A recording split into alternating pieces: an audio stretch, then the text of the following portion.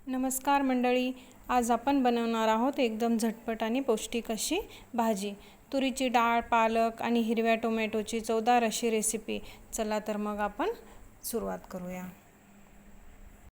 अगदी चविष्ट, आरोग्यदायी आणि कमी साहित्यांमध्ये बनवायला अगदी सोपे आहे। सर्वप्रथम पातेल्यामध्ये मी अर्धी वाटी डाळ स्वच्छ धुवून घेतलेली आहे। ती आता आपण अर्धवट शिजवून घेऊया। त्यासाठी मी पालक घेतलेला आहे, अर्धी जुडी पालक आहे, त्यात थोडी कोथिंबीर टाकून घेतलेली आहे। ती पण अगदी स्वच्छ धुवून आपण बारीक चिरून घेऊया। पालक चिरून झाल्याच्या नंतर डाळ चेक करून घेऊया। बघू शकता तुम्ही डाळ अर्धवट शिजलेली आहे। आता त्यामध्ये आपण पालक टाकू। त्याच्यानंतर हिरवा टोमॅटो घ्यायचा, बारीक किसून घेतलेला आहे मी, आणि तो आता आपण डाळीमध्ये मिक्स करू। याच्यामुळे भाजीची चव एवढी छान लागते ना, खूप टेस्टी लागते भाजी।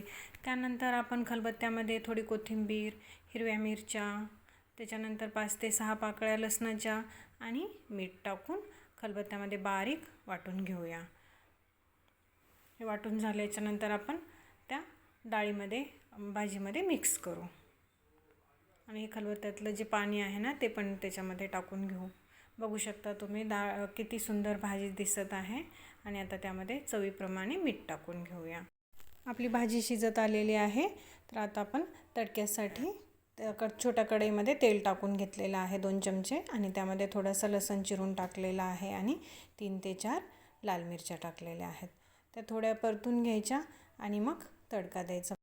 भाजी पोळी, भाकरी किंवा गरम भाताबरोबर अप्रतिम लागते, खूप पौष्टिक आहे आणि आपल्या घरच्यांसाठी आरोग्यदायी पण आहे। ही रेसिपी तुम्हाला कशी वाटली हे मला नक्की सांगा, कमेंट करा, आणि अजून अशाच पारंपरिक रेसिपींसाठी चॅनलला सबस्क्राईब करायला विसरू नका। बाय।